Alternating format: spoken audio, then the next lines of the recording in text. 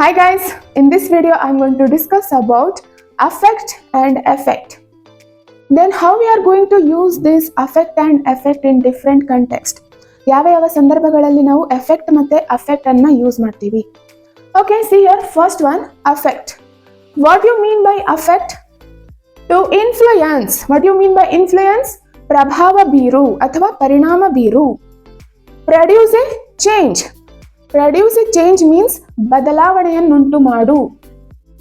Okay? Affect is a verb or noun. Affect is also used as a verb. It is also used as a noun depending on the context. Affect ಅನ್ನ ಕ್ರಿಯಾಪದವನ್ನಾಗಿ ಕೂಡ ಬಳಸಲಾಗುತ್ತದೆ ಮತ್ತು ನಾಮಪದವನ್ನಾಗಿಯೂ ಕೂಡ ಬಳಸಲಾಗುತ್ತದೆ. Okay? See here. Most commonly used as a verb. ಆದ್ರೆ ಈ affect ಅನ್ನೋದನ್ನ ನಾವು ಸಾಮಾನ್ಯವಾಗಿ ಕ್ರಿಯಾಪದವನ್ನಾಗಿ ಉಪಯೋಗಿಸ್ತೀವಿ ಅಥವಾ ಬಳಸಲಾಗುತ್ತದೆ. Most commonly used as a verb. Okay? What do you mean by verb? Verb defines an action. ಇದು ಕ್ರಿಯಾಪದವನ್ನ ಅಥವಾ ಕೆಲಸವನ್ನ ವ್ಯಕ್ತಪಡಿಸುತ್ತದೆ. ಯಾವುದು? ವರ್ಬ್ ಕ್ರಿಯೆಯ ಬಗ್ಗೆ ತಿಳಿಸಿಕೊಡುತ್ತೆ ಅಥವಾ ಕೆಲಸದ ಬಗ್ಗೆ ಕಾರ್ಯದ ಬಗ್ಗೆ ತಿಳಿಸಿಕೊಡುತ್ತೆ. See here some examples. Pollution affects the environment. ಮಾಲಿನ್ಯವು ಪರಿಸರದ ಮೇಲೆ ಪ್ರಭಾವವನ್ನುಂಟು ಮಾಡುತ್ತದೆ ಅಥವಾ ಪ್ರಭಾವ ಬೀರುತ್ತದೆ. Here affects acts as a verb. ಇಲ್ಲಿ ಈ ವಾಕ್ಯದಲ್ಲಿ affect ಕ್ರಿಯಾಪದವಾಗಿ ಕಾರ್ಯವನ್ನ ನಿರ್ವಹಿಸ್ತಾ ಇದೆ. ರೈಟ್? ಸೊ affects means ಪ್ರಭಾವ ಬೀರು ಅಥವಾ ಪರಿಣಾಮ ಬೀರು. ಅದರ ಪರಿಣಾಮ ಬದಲಾವಣೆಯನ್ನುಂಟು ಮಾಡುತ್ತದೆ. Okay? See here. It produces a change. Next example, lack of sleep will affect your health. Lack of sleep. ಕಡಿಮೆ ನಿದ್ದೆ ನಿಮ್ಮ ಆರೋಗ್ಯದ ಮೇಲೆ ಪ್ರಭಾವ ಬೀರುತ್ತದೆ ಅಥವಾ ಪರಿಣಾಮವನ್ನುಂಟು ಮಾಡುತ್ತದೆ. So it will produces a change. ಬದಲಾವಣೆಯನ್ನುಂಟು ಮಾಡ್ತಾ ಇದೆ ಅಥವಾ ಪ್ರಭಾವ ಬೀರ್ತಾ ಇದೆ. ಸೊ ಯಾವ ಕೆಲಸವನ್ನ ಮಾಡ್ತಾ ಇದೆ ಅಂತ ತಿಳಿಸಿಕೊಡುತ್ತೆ. ಯಾವುದು? Affect. So here it acts as a verb. Next, your opinion will not affect my decision. ನಿಮ್ಮ ಅಭಿಪ್ರಾಯವು ನನ್ನ ನಿರ್ಧಾರದ ಮೇಲೆ ಪ್ರಭಾವವನ್ನುಂಟು ಮಾಡುವುದಿಲ್ಲ ಅಥವಾ ಪರಿಣಾಮ ಬೀರುವುದಿಲ್ಲ. ಸೊ ಯಾವುದೇ ಬದಲಾವಣೆ ಆಗೋದಿಲ್ಲ. Negative sentence. Will not affect my decision. Affect ಅಂದ್ರೇನು? ಪ್ರಭಾವ ಬೀರು ಅಥವಾ ಏನನ್ನಾದ್ರೂ ವ್ಯತ್ಯಾಸವನ್ನುಂಟು ಮಾಡು ಅಥವಾ ಬದಲಾವಣೆಯನ್ನುಂಟು ಮಾಡು. Okay? Next, a teacher affects students in a positive way. ಒಬ್ಬ ಶಿಕ್ಷಕ ವಿದ್ಯಾರ್ಥಿಗಳ ಮೇಲೆ ಸಕಾರಾತ್ಮಕ ಪರಿಣಾಮವನ್ನುಂಟು ಮಾಡುತ್ತಾರೆ ಅಥವಾ ಪ್ರಭಾವವನ್ನ ಬೀರುತ್ತಾರೆ. Next, everything in the universe is affected by gravity. So ವಿಶ್ವದಲ್ಲಿರುವ ಎಲ್ಲಾ ವಸ್ತುಗಳ ಮೇಲೆ ಈ ಗುರುತ್ವಾಕರ್ಷಣೆ ತನ್ನ ಪ್ರಭಾವವನ್ನು ಬೀರುತ್ತದೆ ಅಥವಾ ಪರಿಣಾಮವನ್ನುಂಟು ಮಾಡುತ್ತದೆ. ಸೊ ಈ ಎಲ್ಲಾ ಸಂದರ್ಭಗಳಲ್ಲಿ ಅಫೆಕ್ಟ್ ಅನ್ನೋದನ್ನ ಕ್ರಿಯಾಪದವನ್ನಾಗಿ ಬಳಸಲಾಗಿದೆ.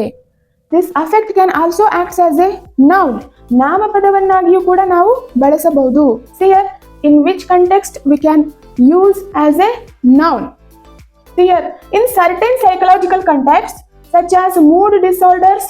ಸೊ ಕೆಲವು ಮನಸ್ಥಿತಿ ಸಂದರ್ಭಗಳಲ್ಲಿ ನಾಮಪದವನ್ನಾಗಿ ಕೂಡ ಇದನ್ನ ಬಳಸಲಾಗುತ್ತೆ.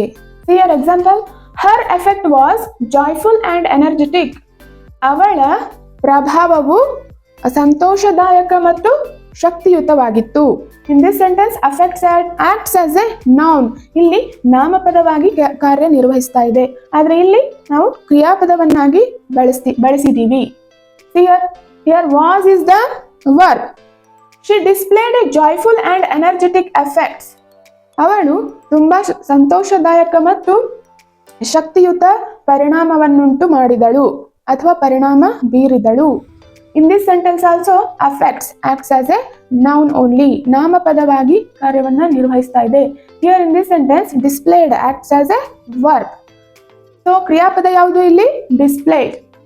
Next, the patient had a blunted affect. Blunted means ಮಂದಗತಿ. ರೋಗಿಯ ಸ್ಥಿತಿ ಮಂದವಾಗಿತ್ತು. ಓಕೆ? ಯಾವುದೋ ಒಂದು ಸೈಕಲಾಜಿಕಲ್ ಮನಸ್ಥಿತಿಯನ್ನ ಹೇಳುವ ಸಂದರ್ಭದಲ್ಲಿ ನಾವು ಅಫೆಕ್ಟ್ ಅನ್ನೋದನ್ನ ನಾಮಪದವನ್ನಾಗಿ ಬಳಸ್ತೀವಿ. The patient had a blunted affect. ರೋಗಿಗೆ ಮಂದ ಪರಿಣಾಮವಿತ್ತು. So here affect is being used as a noun. ಹಾಗಾದ್ರೆ ಕ್ರಿಯಾಪದವನ್ನಾಗಿ ಹ್ಯಾಡ್ ಬಳಸಲಾಗಿದೆ. Next, his affect was flat. ಅವನು ಸಮತಟ್ಟಾಗಿದ್ದನು, ಅವನ ಪರಿಣಾಮವು ಸಮತಟ್ಟಾಗಿತ್ತು. So here also affect acts as a noun, was is the verb. So ಇಂತಹ ಸಂದರ್ಭಗಳಲ್ಲಿ ಸೈಕಲಾಜಿಕಲ್ ಡಿಸಾರ್ಡರ್ ಮತ್ತೆ ಮೂಡ್ ಡಿಸಾರ್ಡರ್ ಇದ್ದಂತಹ ಸಂದರ್ಭಗಳಲ್ಲಿ ಮಾತ್ರ ನಾವು ನಾಮಪದವನ್ನಾಗಿ ಬಳಸಲಾಗುತ್ತೆ, ರೇರ್ ಸಿಚುವೇಶನ್ಗಳಲ್ಲಿ. But most commonly used as a verb only. ಈ ಅಫೆಕ್ಟ್ ಅನ್ನೋದನ್ನ ಕ್ರಿಯಾಪದವನ್ನಾಗಿ, ಸಾಮಾನ್ಯವಾಗಿ ಕ್ರಿಯಾಪದವನ್ನಾಗಿಯೇ ಇದನ್ನ ಬಳಸಲಾಗುತ್ತೆ. ಸೊ ಇಂತಹ ಸಂದರ್ಭಗಳಲ್ಲಿ ಮಾತ್ರ ಇದನ್ನ ನಾವು ನಾಮಪದವನ್ನಾಗಿ ಬಳಸ್ತೀವಿ. Okay, see here next, effect. What you mean by effect? Effect means result or outcome. Effect ಅಂದ್ರೇನು? ಫಲಿತಾಂಶ, outcome. Effect is usually a noun, usually used as a noun. ಇದನ್ನ ನಾಮಪದವನ್ನಾಗಿ ಬಳಸಲಾಗುತ್ತದೆ. ಯಾವುದನ್ನ? Effect. Okay, a change that has been produced, ಉಂಟಾಗಿರುವ ಬದಲಾವಣೆಯ ಬಗ್ಗೆ ತಿಳಿಸಿಕೊಡುತ್ತೆ. ಅಂದ್ರೆ ಯಾವುದೇ ಒಂದು ಪರಿಣಾಮದಿಂದ ಆಗಿರುವ ಫಲಿತಾಂಶದ ಬಗ್ಗೆ ಸೂಚಿಸುತ್ತದೆ. ಓಕೆ, ಈ ಪರಿಣಾಮದಿಂದ ಈ ರಿಸಲ್ಟ್ ಬಂದಿದೆ, ಈ ಔಟ್ಕಮ್ ಬಂದಿದೆ. See here example, alcohol has a noticeable effect on the body. ಮದ್ಯವು ದೇಹದ ಮೇಲೆ ಗಮನಾರ್ಹ ಪರಿಣಾಮವನ್ನು ಬೀರುತ್ತದೆ. ಗಮನಾರ್ಹ ಪರಿಣಾಮ. ಓಕೆ, ಇದು ಫಲಿತಾಂಶದ ಬಗ್ಗೆ ಸೂಚಿಸುತ್ತದೆ. ಆ ಪರಿಣಾಮದಿಂದ ಏನ್ ಔಟ್ಕಮ್ ಬಂತು, ಯಾವ ಫಲಿತಾಂಶ ಬಂತು ಎನ್ನುವುದರ ಬಗ್ಗೆ ತಿಳಿಸಿಕೊಡುತ್ತೆ. ಯಾವುದು? ಎಫೆಕ್ಟ್. ಓಕೆ, ಮದ್ಯವು ದೇಹದ ಮೇಲೆ ಗಮನಾರ್ಹ ಪರಿಣಾಮವನ್ನು ಉಂಟು ಮಾಡಿದೆ. ಸೊ ಇದು ದೇಹದ ಮೇಲಾಗಿರುವ ಫಲಿತಾಂಶವನ್ನ ತೋರಿಸಿಕೊಡುತ್ತೆ, ಏನಾಗಿದೆ ಅಂತ. Okay, see here next, alcohol affects the body. Alcohol affects the body. ಮದ್ಯವು ದೇಹದ ಮೇಲೆ ಪರಿಣಾಮವನ್ನು ಬೀರುತ್ತದೆ. Here which one is right over here? Alcohol affects the body or alcohol affects the body. Here affect acts as a noun, right? Here affects acts as a verb. So ಪರಿಣಾಮವನ್ನು ಉಂಟು ಮಾಡ್ತಾ ಇದೆ, ಯಾವುದೇ ಫಲಿತಾಂಶ ಅಲ್ಲಿ ಕಂಡು ಬರ್ತಾ ಇಲ್ಲ. So we cannot mix this effect and affect. ಇವೆರಡನ್ನು ನಾವು ಇಂಟರ್ಚೇಂಜ್ ಮಾಡಿ ಬರೆಯೋಕ್ಕಾಗಲ್ಲ. ಎಫೆಕ್ಟ್ ಇರೋ ಜಾಗದಲ್ಲಿ ಅಫೆಕ್ಟ್, ಅಫೆಕ್ಟ್ ಇರೋ ಜಾಗದಲ್ಲಿ effect. Okay, alcohol affects the body. ಮದ್ಯವು ದೇಹದ ಮೇಲೆ ಪರಿಣಾಮವನ್ನು ಉಂಟು ಮಾಡುತ್ತದೆ. This one is right. So ಇಲ್ಲಿ ಎಫೆಕ್ಟ್ ಏನಿದೆಯಲ್ಲ ನಾಮಪದವಾಗಿ ಬಳಸಲಾಗಿದೆ. So this sentence is wrong. Okay, see here next example, the side effect of the cough syrup was drowsiness. ಕೆಮ್ಮಿನ ಔಷಧಿಯ ಅಡ್ಡ ಪರಿಣಾಮವೇನೆಂದರೆ ಅರೆನಿದ್ರಾವಸ್ಥೆ. ಸೊ ಆ ಸಿರಪ್ಪಿನ ಪರಿಣಾಮ ಏನು?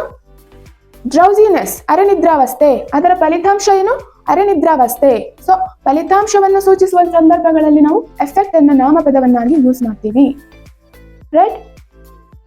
ಸೊ ಇದರ ಪರಿಣಾಮದಿಂದಾಗಿ, ಈ ಕಾಫ್ ಸಿರಪ್ ಪರಿಣಾಮದಿಂದಾಗಿ ಈ ಅರೆನಿದ್ರಾವಸ್ಥೆ ಉಂಟಾಗಿದೆ ಅಂತ ಹೇಳುವ ಸಂದರ್ಭದಲ್ಲಿ ನಾವು ಎಫೆಕ್ಟ್ ಅನ್ನ ನಾಮಪದವನ್ನಾಗಿ ಬಳಸ್ತೀವಿ. Next, what are the long term effects of this treatment? ಈ ಚಿಕಿತ್ಸೆಯ ದೀರ್ಘಾವಧಿಯ ಪರಿಣಾಮಗಳೇನು?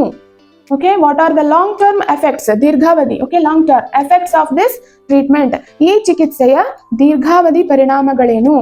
ಓಕೆ, ದೀರ್ಘಾವಧಿ ತಗೊಂಡ್ರೆ ಯಾವ ಔಟ್ಕಮ್ ಬರುತ್ತೆ ಅಂತ. Okay, next, did the noise have an effect on your sleep? So this is A interrogative sentence. ಶಬ್ದವು ನಿಮ್ಮ ನಿದ್ರೆಯ ಮೇಲೆ ಪರಿಣಾಮ ಬೀರಿದೆಯೇ? ಓಕೆ, ಈ ಶಬ್ದದಿಂದಾಗಿ ಅದರ ಫಲಿತಾಂಶ ಏನಾಯ್ತು? ನಿದ್ದೆ ಹಾಳಾಯ್ತಾ ಅಂತ ಹೇಳಿದ ಹಾಗೆ. So this is in questioning sentence. Okay, here this effect is also used as a verb in very rare case. So most commonly it is used as a noun only. ಯಾವುದನ್ನ? Effect. This is the very rare case. So extremely rare case. So you can forget about this also. ನೀವು ಇದನ್ನೇ ನೆನ್ಪಿಟ್ಕೊಳ್ಳೋ ಅವಶ್ಯಕತೆ ಇಲ್ಲ. Okay, ಇದನ್ನ ನಾಮಪದವನ್ನಾಗಿ use ಮಾಡ್ತಾರೆ ಅಂತ ನೆನ್ಪಿಟ್ಕೊಂಡ್ರೆ ಸಾಕು. Okay, so ಯಾವ ಸಂದರ್ಭದಲ್ಲಿ ಯೂಸ್ ಮಾಡ್ತಾರೆ ಅಂದ್ರೆ, here affects as a verb. The organization aimed to affect positive changes in the community. This means the organization aimed to made, ಇಲ್ಲಿ ಏನಂತ ಅರ್ಥ ಬರುತ್ತೆ? made positive changes in the community. ಸಮುದಾಯದಲ್ಲಿ ಸಕಾರಾತ್ಮಕ ಬದಲಾವಣೆಗಳನ್ನು ತರುವ ಗುರಿಯನ್ನು ಈ ಸಂಸ್ಥೆ ಹೊಂದಿದೆ. Okay, here affect acts as a verb. This is very extremely rare case. Okay, effect ಅನ್ನ ಏನು ಕ್ರಿಯಾಪದವನ್ನಾಗಿ ಬಳಸೋದು ಏನು ತುಂಬಾ ಕಡಿಮೆ ಸಂದರ್ಭಗಳಲ್ಲಿ ಅಥವಾ ಇಲ್ವೇ ಇಲ್ಲ. So you can only remember this. Effect is usually used as a noun. So affect is more commonly ಅಥವಾ most commonly used as a verb.